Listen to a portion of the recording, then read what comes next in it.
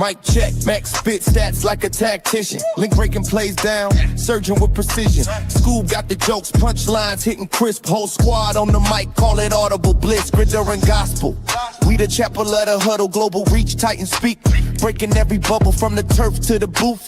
Knowledge stay colossal. Podcast the playbook, no room for apostle. Titans global, we break it, we mold it. Talking pigskin, the truth get unfolded. Max Link School, we the squad, we the code. Football mind sharp, taking you across the globe. Max drop gems, X's and O's like hieroglyphs. Link dissecting plays, no time for the myth. School keep it raw, laugh till you cry. Huddle up, Titans talk, no flag, let it fly. Every league, every player, we dissect the grind. From the draft to the field, future stars in line. Whistles blow, helmets clash, stories untold. We bring the heat like cleats burning through the cold. From kickoff to OT, every snap's a tale. Global Titans, we prevail, never stale. What's up, Titans fans, and welcome to another episode of Titans Global Podcast. I am your host, Maximus Titan fan, and with me, as always, is my good buddy Link. What's up, bro? What's going on? Good to be here, guys. Thanks for joining us. A lot to talk about tonight. We got camp coming up. We got rookies in the house. But as always, make sure to like, subscribe, comment. Most importantly, get in the comment section. Want to hear what you guys have to think, what we think about the rookies, what we think about this team as a whole moving forward. And with that, I guess we'll get right into it. Yeah, man. There's a bunch of stuff I wanted to talk about tonight, but I don't know. I don't know where to start. It's a little messy for me. Let's start with the good news. Big Jeff got a huge extension a few days ago. 3 years tacked on to his already 2 year. I think he had 2 years left on his contract. Anyway, we've got him 1 year left. Anyway, it doesn't matter. We've got him locked down till 2030 now. We spent $108 million guaranteed, I think, and it makes him the number one defensive tackle in the league. And I think he should be. I mean, he was last year, if you ask me, and he's definitely the best pass rushing defensive tackle in the league. And now he's getting paid like it. So hats off. Yeah, I mean, coming off of basically a career season, right? Like we thought we might see a decline. I definitely was a little down on Jeffery Simmons going into last year. Proved a lot of people wrong and got what you could argue was the deal of a lifetime. So, yeah, I hope he continues to prove it and earn the money. Hopefully this is just the beginning. I mean, the Titans did what they set out to do, which was to re-sign arguably what they think is their best player. As much as they're building this team around Cam Ward, you can bet that Robert Saleh wants to build a lot of this team around Jeffery Simmons. So that's absolutely one step. Yeah, so that's just one step in the process, and we'll see what happens. But my hopes are high for Jeffery Simmons. Again, I've been one of his bigger critics, but I hope he continues to prove me wrong. I do hope that. Me too, man. I'll be honest. I haven't been as excited. I think it was Justin M. I have a hard time telling him and Graver apart. I follow both of them on Twitter. If you don't follow them, you should, because they put out amazing content. But one of them put out a story about him, and it was, in Callahan's defense, he was asked to take on multiple blocks. Like he was literally schemed to take double teams, and he still came up with sacks, the most in the league for a defensive tackle. So now that he's in a system like Robert Saleh's, where JFM is also there, and you've got Jermaine Johnson and hopefully Femi or Falk, I'm really interested to see what he can do this year. Very excited about Big Jeff. Like you said, I was actually down on him in the offseason too. I was worried about his leadership skills because he was losing his cool, which, hey, I've been there before. I've had jackass bosses before that I knew I, could run circles around in actual life, but, they had money and I didn't, and that's why they were the boss. It doesn't matter. The point is, sometimes you work for people that drive you nuts and they're doing the wrong thing, and you just have to kind of go with the nuts anyway. So I get the frustration last year, but and I took it as a bad sign, but it's not. It's definitely not. Jeffery Simmons is 100% the man, and I'm glad he's getting paid like it. Yeah, I mean, well, that was the question, was the attitude, right? But you got to remember too, like it's been a weird ride for Jeffery Simmons. Like he came into the league, he was kind of underrated. He was picked a lot higher than what people thought he might be because of what some NFL teams deemed as attitude issues. And then you saw some of that, right? You saw a little bit of the immaturity, a little bit of the inability to handle adversity. And look, he was at the highest of highs and competing for an AFC championship with a coach who he probably saw as a friend. And then within a couple of years, he's at rock bottom on Callahan's roster. Like it was definitely a weird ride for Simmons. So I take a lot of that into account. Yeah. But I do want to see him. Like I think now it's been long enough. You've got the contract. You've locked some things up. You now have a team you can compete with. Like you're looked to be a leader on this team. You're looked to set an example. And that's what I want to see this year from Jeffery Simmons. Yeah. Now, tangent thought from my brain, and I haven't seen anybody else talking about this, but my curiosity gets to me and I can't help it. Do you think that Borgonzi is the one to get credit for signing Jeffery Simmons to that extension, or is it Giardi? And the only reason I pose this question is because if it was Borgonzi, we've had this extensive cap for a while now.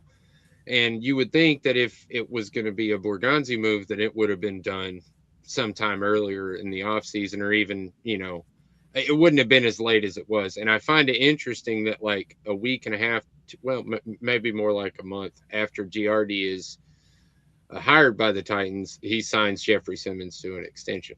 I won't say the Titans front office signs. I mean, the decision could have been made before he came in, and then I guess they wanted to wait till he was in to consult him to look at the financial. I mean, you can make different arguments about it, but I'm not – look, by no means am I putting it past this organization to have something weird at play. Like I never liked the whole structure, when it was still Brinker and Borgonzi and when Carthon was here. Like it's always been weird. So if you're asking me if it's disorganized, like I don't know, probably. Like that's just what we come to expect at this point. It's just, and I hope that changes, and I hope now the right people are in place and they say that they are. But it's been a little bit of a crap show at times, and so maybe, I don't know. The way they explained it last year was that, player and personnel decisions, coaching staff's going to be Borgonzi. Financial decisions and contracts and stuff like that is going to be Brinker. So I was curious as Giardi come into this, if he took Brinker's role as far as the financial side of it, because the timing is the only reason I asked. And I thought it was an interesting question, and nobody seems to care except for me. So I don't know. I don't know if we'll ever even have an answer to that, because nobody. I mean, even if that is the case, I think he's still better qualified than Brinker was. I mean, Brinker was on Carthon's staff. Like that whole thing was just inept. So it was weird. Yeah. So I agree. It was weird.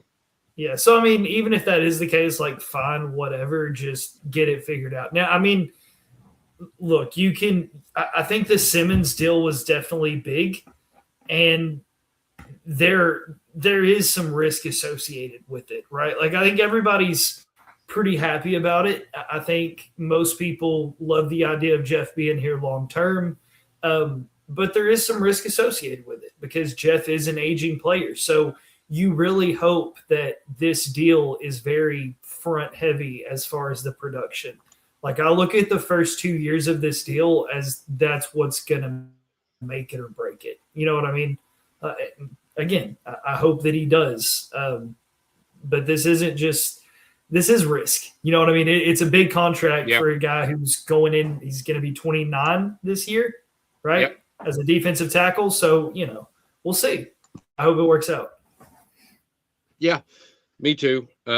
I'm just excited that we locked him down. Absolutely. Because, man, yeah, I love Big Jeff, man. I'm glad he's going to be. It looks like he's going to be a Titan, till he retires. I hope this is true. Well, and something else, and then I'll leave this. But John Franklin Myers is a big part of this too, right? Like having Tavondre Sweat next to him last year, fine. And like you said, he ate up a lot of those double teams. Having a proven guy like John Franklin Myers there, who like defensive now have to decide who they're going to scheme against. That's a huge part of this. And in a system like Salah's, he can absolutely eat. To your point. Yeah, it's going to be fun, man. I also like Jackie Marshall. A lot of people aren't even talking about him because he's like a 5th round pick or whatever, but he has the size and the I don't know. I think he's going to be a fun little rotational guy. All these guys are going to be on rotation, by the way. Or, well, hopefully not. Hopefully we go 3 and out all the time on defense. We don't have to worry about rotational guys, but that's the way Salah does his defensive line mostly is rotation. So I expect that. Well, and that's going to make for an interesting preseason. Like, I feel like I probably said this last year, but I'm very excited about this preseason because you're going to see all these rookies, all of these deemed first-year guys, these one-year contract guys, and there's a lot of open spots on this roster. Like, there's a handful we can point to that are guaranteed spots. Like there's some opportunity for a lot of people this offseason and preseason. Absolutely. And with the new staff that I actually think is looking at talent instead of just, I don't know what the hell Callahan's was doing, but I'm interested to see a couple different things that are going on, but we'll talk about that later. But the one thing I do want a lot of people's opinion on, and that's why I want to talk about it early in the show, is Kevin Winston. Hopefully going to be a big part of this rebuild on the back end for the secondary and the defense. But just a wily little dude, man. Very aggressive. And in OTAs and Mini-Camp both, he was tackling players with no pads on. You don't normally do that in the NFL. But dude's hungry, clearly. And I like it. I love the intensity. But damn it, dude, don't hurt nobody. You know what I mean? We're in June. We're going into July. We need everybody nice and healthy and happy. So kind of glad the practices are over for a little while until we can get closer to some pads. But that's what I want to know is what do you like about that? Do you like it? I mean, I love it. I mean, that's what you knew you were getting out of him coming out of college. Like this guy was brought in to replace Kevin Byard, right? Like if we think back, that's kind of, he was the ball hawk, do it all around the ball, making the tackles, causing the forced fumbles, also playing good pass defense. Like, and coming out of college, he was that, and he just hasn't been able to see the field a lot due to injury. I think this is his opportunity this year. Like he can step up, kind of take the starting spot by the reins, have a lot of playing time next to Hooker. So yeah, I think it's a good opportunity, and we'll see what happens. But yeah, I mean, super physical guy. Do I love the tackling at camp? Like, no, but again, that's what you knew you were getting with him. Like he's a fiery dude. He's going to be the vocal guy to get under people's skin, but that's kind of what this team needs. Like that's a solid defense. Like you're starting to see the pieces kind of come into place, and that's just part of it. I don't think anybody was really upset with it coming out, like talking to guys. It's just one of those things where it's just who he is. Yeah, I'll be honest. When I saw it, I smiled and then went, shit, man, don't do that. Like, literally. And I ride the fence with it. That's why I kind of want to, want everybody's opinion on it. Yeah, I agree. We do need that kind of crazy on our team. I love that. So, on that same kind of note, we got to see a little bit of a few players that we didn't get to see in OTAs, in Mini-Camp, like Alontae Taylor. He made a big name for himself in Mini-Camp, come out really chippy. same kind of attitude that Kevin Winston's got, just stayed on receivers like glue. So I'm hoping that he is as good as advertised, and I think he will do well in our system just because of how physical we are. And really, it's just like, we'll talk about that later. Damn it. That's another thing I want to talk about. But yeah, I don't know. Happy to see him. There was a couple other people that I can't remember right now that I wanted to talk about that we didn't get to see in minicamp. But right now, I've only got one thing on my mind, and I'll leave that to Link. What do you think about Alontae Taylor? No, I like it. Alontae's good. I mean, look, you're getting what I expected. So, I'm not going to give him a bunch of flowers now, but as a Tennessee fan, I love the signing. I think it's great pickup for the Titans. I think the money is going to be well deserved. So yeah, I mean, as far as camp goes, it's just what I expected to see, and things are business as usual, as they should be for him. Yeah, and what I was talking about, because I can't help myself, I just have to talk about it while it's on my brain. I'm sorry. Did you see the mic'd up video with Aaron Whitecotton? Nah, I must have missed this one. No, I didn't. Okay. Go back and watch that, dude. First of all, that's freaking hilarious. But second of all, dude reminds me of Jim Washburn. Do you know who Jim Washburn is? Yeah. Yeah, okay. So same kind of attitude, totally. And somebody else on Twitter said the same thing. I thought it was right along perfect. And my God, if we get half of the coaching ability that Jim Washburn had out of Whitecotton, our defensive line's going to be nasty, man. I cannot wait. I'm a little hyped up. I need to come off the hype juice on our defensive line because I am way overhyped on our defensive line. Maybe I should be, but I just think the coaching staff as a whole, like there was so much excitement around Callahan the first year, but you got to remember, like all those were new guys. The dudes that are on this coaching staff, they're proven dudes. Like you could argue at least 3 to 4 of the guys who are in coordinator positions are head coach worthy. So yep. I think from an organizational standpoint, like you couldn't ask for much better. I just really hope they can keep this together for a couple of years. Like that's how you start to create a dynasty.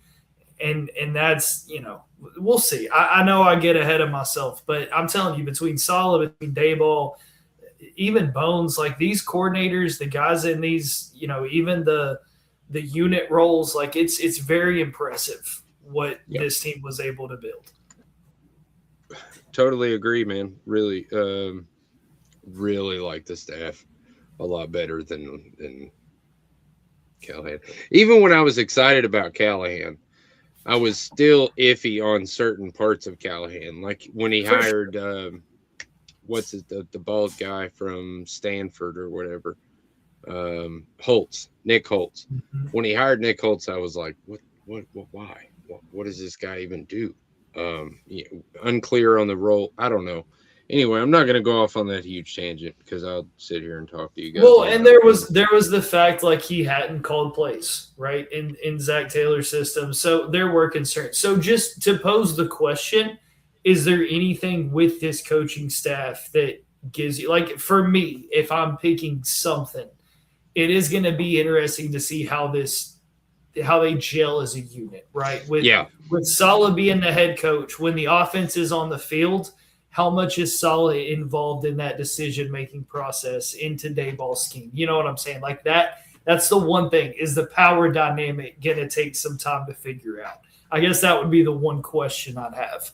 Well, and there's a game manager too. So I thought that was one of the most genius things I've ever heard of in my life. Callahan definitely needed one of them dudes on the sideline. Mm-hmm. But yeah, so I think there's going to be multiple inputs, but I don't know. I'm interested to know that as well, because basically the way I understand it is he's subcontracting his offense completely out to Dayball because he doesn't. But I mean, more than one on the goal line. More than one on the goal line.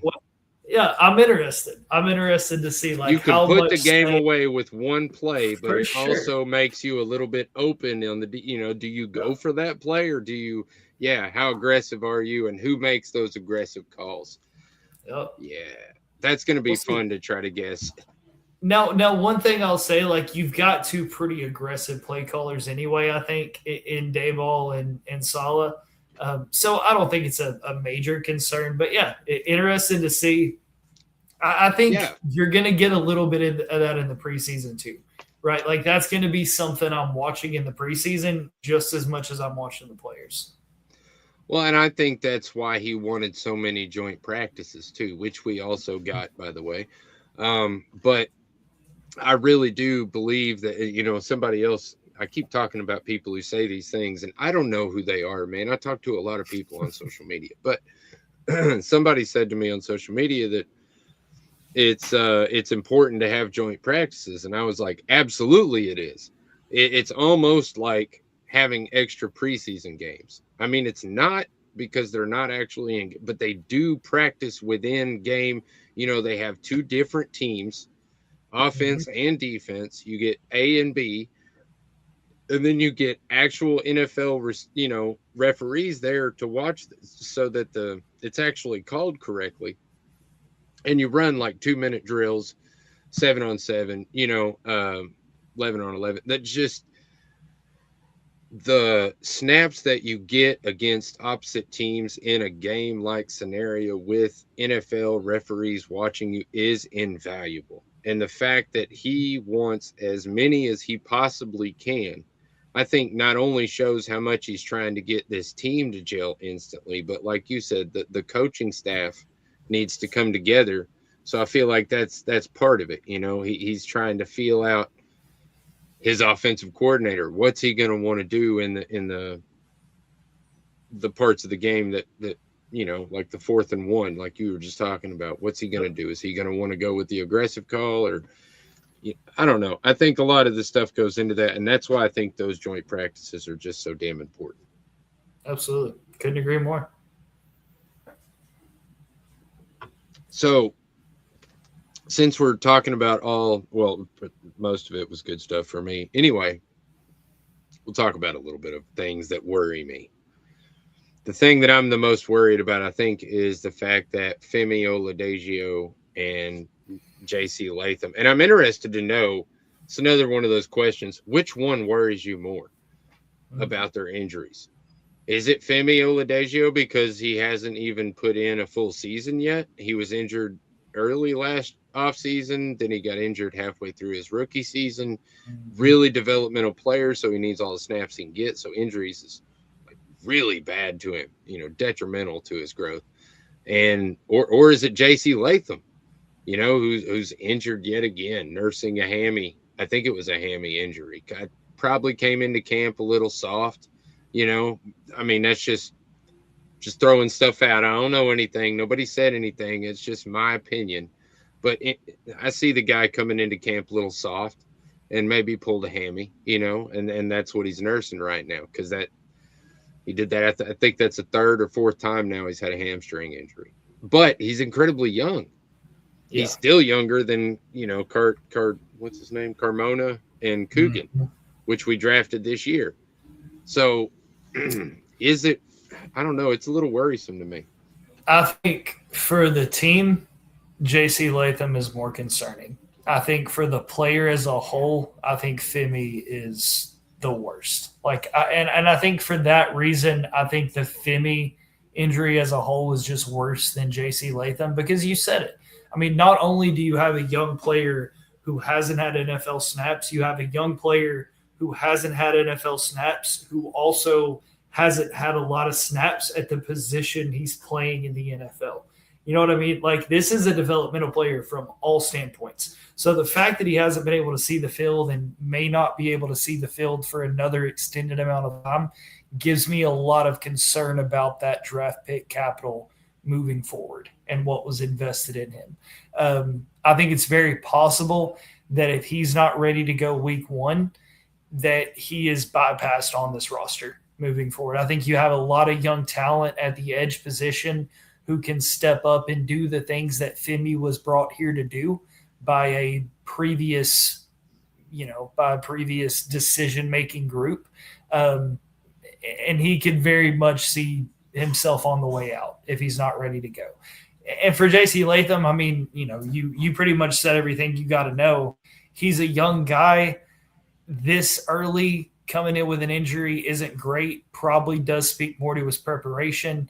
He's already had to answer those questions before in previous seasons about his preparation. So not a good sign, but I expect him to be ready to go week 1. I don't know that I love that he's probably going to get more rest than he deserves, but I do expect him to go and to be competitive and at least up to par, I would hope. Well, another part of this that is worrisome to me is this is the second year now we've taken an edge or defensive end, however you want to say it, with the second pick.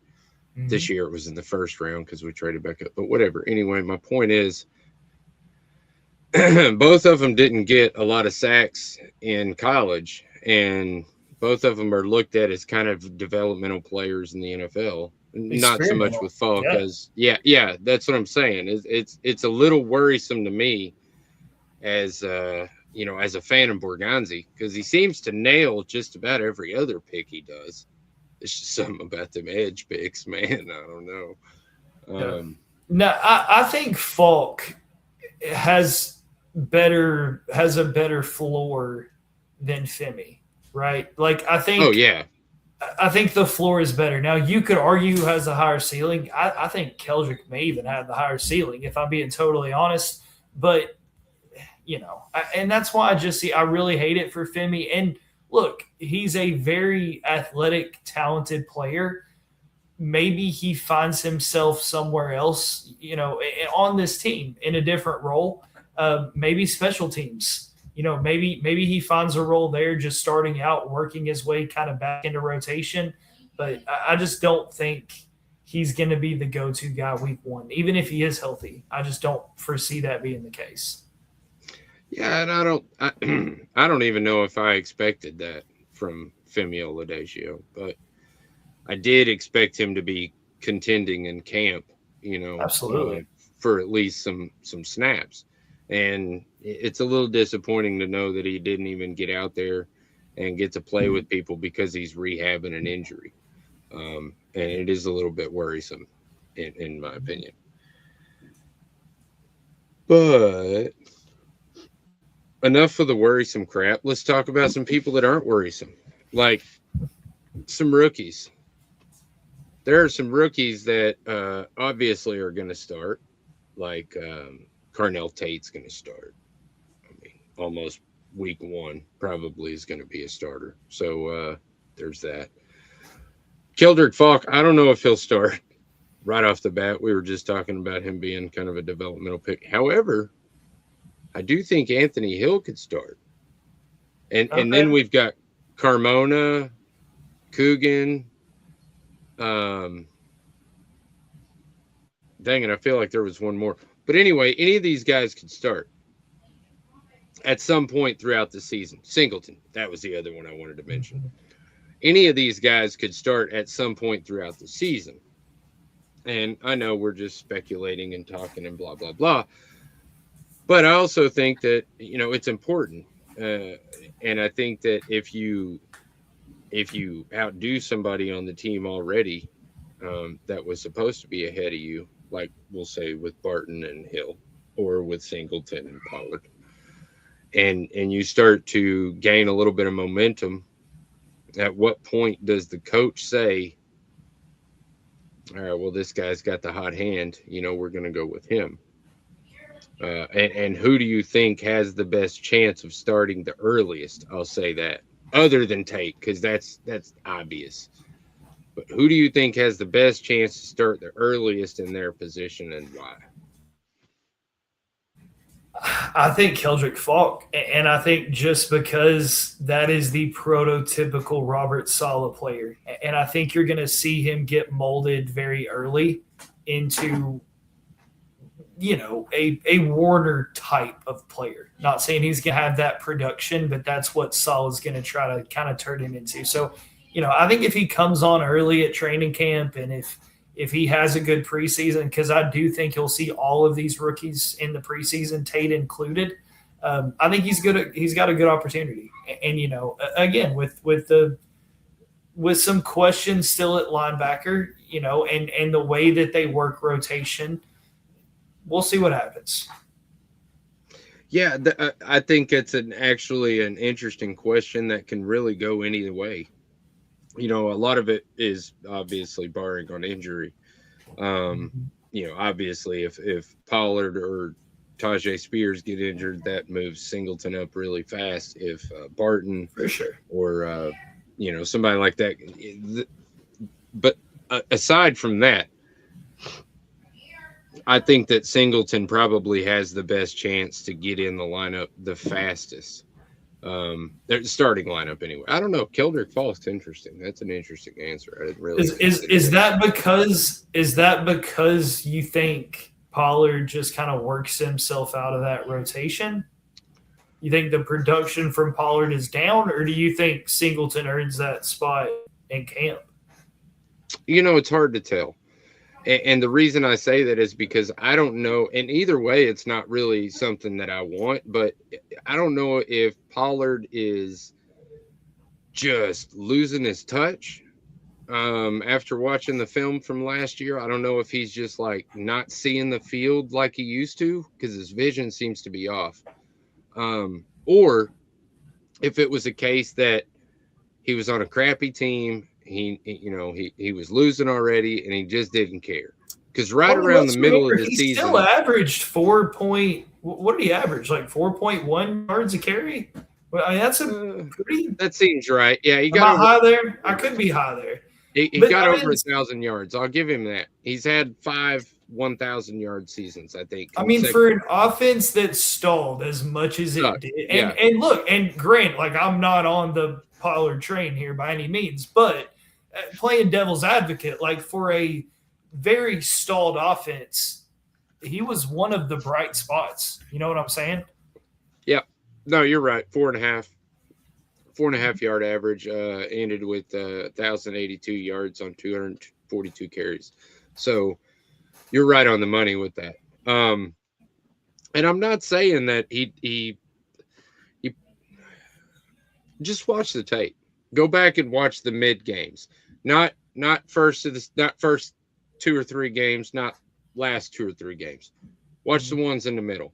And I mean, just tell me that I don't see the same player. I don't know. Maybe I'm over exaggerating something. Maybe this is why Cowboys fans were eager to let him go, because they talk about him like he was trash. And I don't get that, because I see a lot of value in Tony Pollard. I just also see that he's 30. I think he'll be 31 at the end of the season this year. So I do see it. And he never was like the huge workhorse like Derrick Henry was. So as he ages, I worry about his fall off.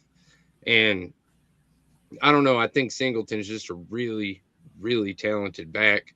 I think if he wasn't injured at the combine, he probably would have went in round 2 or 3 instead of 5. So I don't know, man. I think that he just has a way that probably works him in, especially if he runs as nasty as they say he is at camp. I don't know.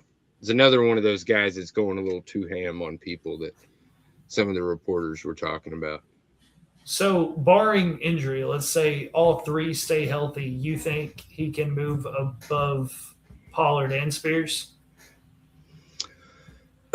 Well, it's interesting. I think if Spears is healthy, I think he's set for a pretty heck of a good season. You know what I'm saying? If he stays healthy, yeah. That's kind of been his downfall, though. You know, I mean, if he could stay healthy, he would have over 1,000 rushing yards pretty easily, and definitely would have, I don't know, 500 or 600 receiving yards by the end of the year. If you just look at his average numbers, that's what he would pull out of a season. So that would be a fantastic season, man. Everybody would be talking. He would be on fantasy boards. I mean, but the problem is the Spears hasn't been able to stay healthy, and concussions is the biggest issue, and that worries me because once you get into 5-6 concussions, that's when it's like, all right, man, maybe you should stop doing what you're doing so you don't end up punch drunk. You want to remember your kids and your grandkids and stuff like that. Don't kill yourself over that. Yeah, man.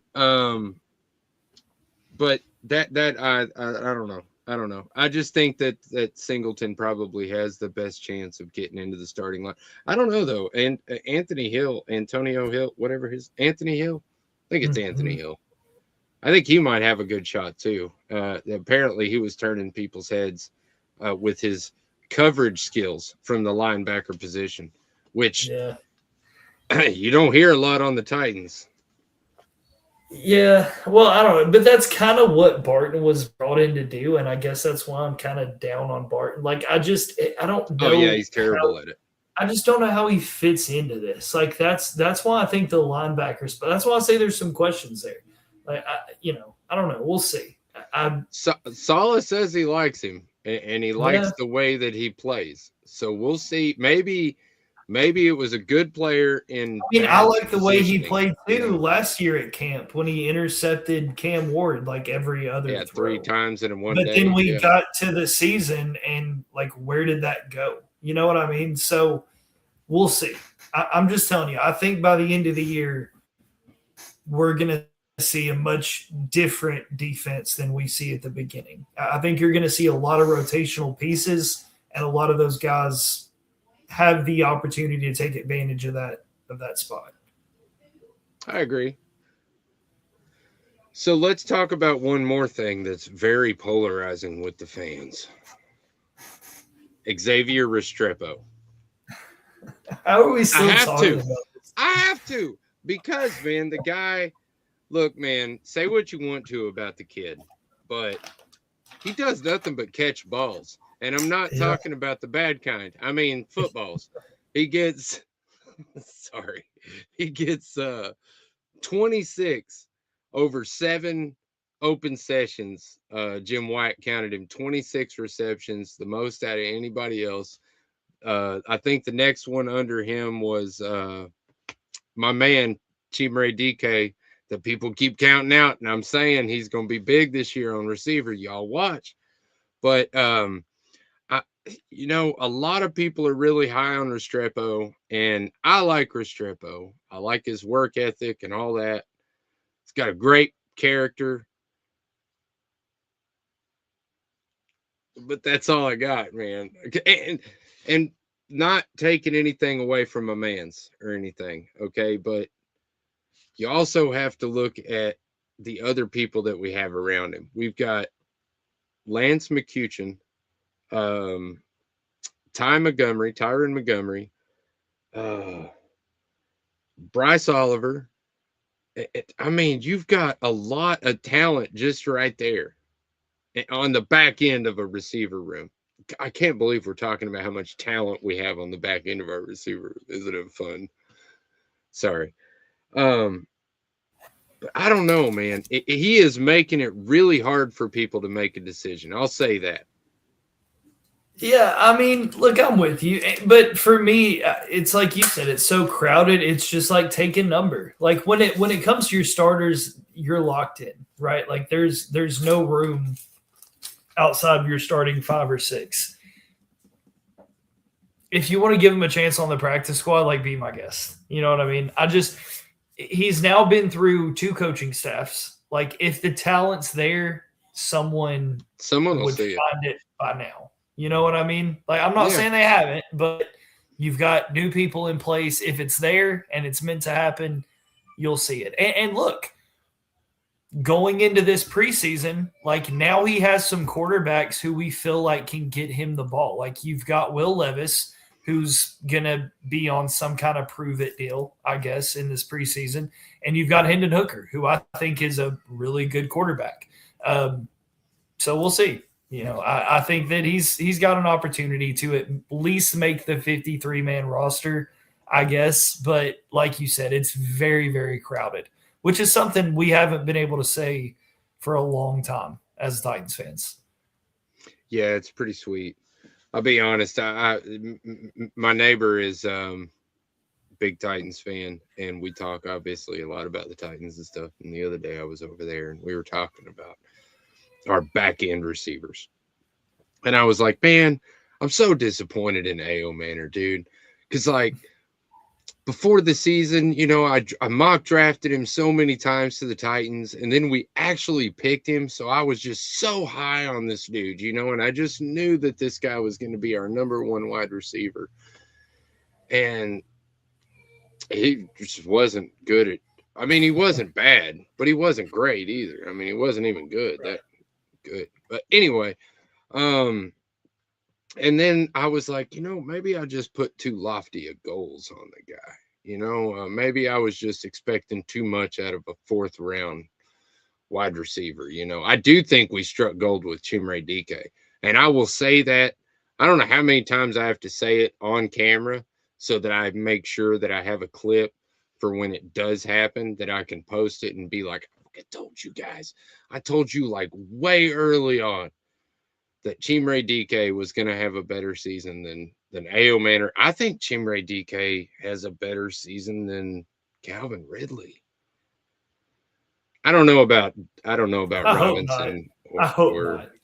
I think that's bad news if that's the case. I really don't. I think this kid is just like right on the verge of cracking something special. I think this kid gives you a problem of what we talked about a few weeks ago. I don't know. It's been more than a few weeks ago. Anyway, but if he starts catching on hard as the X, because I think he is. I think he is the X more than A.O. Manor.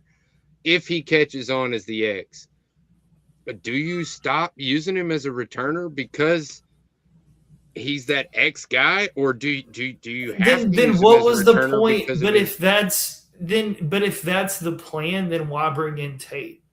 You know what I mean? Like, that's the argument. Like, if that's the plan, then fine. But why bring in Tate? Because that's your two guys, right? It's Ridley on one side, it's Tate on the other, it's Wandell or DK in the slot, and then A.O. Manor, I guess, finding a way to work in. Like, I don't know. Like, it's just – I just don't know that there's enough – he's so good on special teams. I don't know that there's enough opportunity for him at receiver, not because he's not talented enough, just because you have so much other talent there, and he's so talented at special teams. I think if he were to play primarily receiver, you're absolutely right. I think he has that good of talent. I just don't know that he gets that many chances with this coaching staff. And I get that, and especially because of his value on special teams, and you don't want to wear the kid out, and I get that. But in my eyes, Carnell Tate is not the streamlined streak burner wide receiver. That just isn't who he is. Even Robinson really isn't that. He is kind of, but not really. Out of the slot, he does well because he's small, and I think he gets lost in the middle of all things. I think that's where he gets his most yards. But anyway, I'm getting way ahead of myself here. My point is that Tate isn't the straight burner dude. That is DK, though. He has the speed. He has the arms. I think he definitely has the eyes for it. I think he has all the tools. I think he has more tools than A.O. Manor, damn it. And I just, I don't know. Here's my other thing, though. I don't disagree. I think DK is more of the burner, but is Cam Ward the type of quarterback for that to be his leading receiver? And that's where I don't think so. No. He's not the type of quarterback to bomb it 60 yards down the field to a streaking DK. This is a chip away offense. And again, for that reason also, I see your point, and I don't disagree with you. I think given the right system, given the right quarterback, I think DK could be a top 10 receiver in the NFL as that type of receiver. I just don't see it this year on this team. You know what I mean? Well, no, I honestly, if somebody said, who do you think is going to, be the best receiver on the Titans, I would say it's pretty much a toss-up between Robinson and Tate. But I would put my money on Tate if I had the money. But I don't know. Ridley. Robinson, I was going to say, wow, I just don't. I hope so. I think that's the best thing for the team. I think Ridley being the leading receiver, look, he's still a 1,500-yard receiver. Like, he's still good. He was injured. He's still good. I don't know. We'll see. I know he doesn't have a lot of tread on the tire or whatever people say because he missed a few seasons with his gambling stuff or whatever, but I'm just not a believer, all right? All I'm saying is I know what Father Time did to me, and I don't see these guys. Of course, I don't know. Look at Aaron Donald. People are talking about that dude coming back to the NFL, and he's like 34 or something like that. But he still looks like he's Derrick Henry in it out there. These people, for sure. These people are taking care of their bodies and better every year. So I do understand longevity, and I will give him that. It just worries me that the last 2 years we've ended with him on the injury chart, but look what you've asked him to do. Look at the snap count. Like now he has some all right. help. And I think that's where the difference. I think that's where the difference is. Like I think you're going to see more of the Calvin Ridley when Hopkins was healthy. You know what I'm saying? Like I think you're going to get that version a little bit more than what you've seen over the last couple of years. I definitely think he will benefit from having two other targets out there that are just as viable as he is. Yep. But I think my difference with most people differences, and I'm not saying that DK is going to be the lead receiver. I'm just saying that I think that when Calvin Ridley comes out of the game, I think Chimere DK will go in the game, not Elike Omener. And that's just my opinion. And I don't know that it'll happen right off the bat. Like it might not happen in the first week or two of the season, but I do think progressively that is what we'll see. And I think towards the end of the season, we'll be looking at something like, unless I'm just way off, which happens. It happens. All right. I mean, I was so, and I hate admitting this, but I admit when I'm wrong. I was so damn excited when we drafted Jake Locker. Y'all, you have no idea. I don't talk about it a lot, but in that closet, I have a jersey of shame. Number 10, Jake Locker. One of the first jerseys I ever bought of a player that hadn't played a snap yet. Fun times. It's frustrating. I mean, it really is. I was bonkers when we drafted Vince Young, and he really should have worked, to be honest, but whatever. But my point is that you can think you got something even after a year. You can think you got something, because there's a lot of players I've seen that had great rookie years and just flopped on their second year and was never heard from again. Yep. Also, and vice versa. So I give it to all the players that can or can't make it, whatever, but I can't believe I talked about Jake Locker on air. I hate. And he's such a good dude too, man. I don't know if you've ever met the guy, but I'm showing my age right there. But it was such a cool guy, man. So down to earth, really cool. Not like Tannehill. Tannehill was a prick in person. I mean, in my opinion, he might be nice if I had boobs or if I was a little kid or something like that. But to just regular old 30-whatever-year-old Max that walked up to him, he was like, "No, man, get the fuck out of my way. I don't even want to talk to you." So I was not impressed with Ryan Tannehill. But, man, super cool dude, Jake Locker. Hated that he didn't make it, man. And he had talent, too. He just, he couldn't stay together. Oh my God. One of the Titans graveyards, man. I'm telling you, the Vince Youngs, the Lockers, it's rough. The Mariotas even, it's rough out there.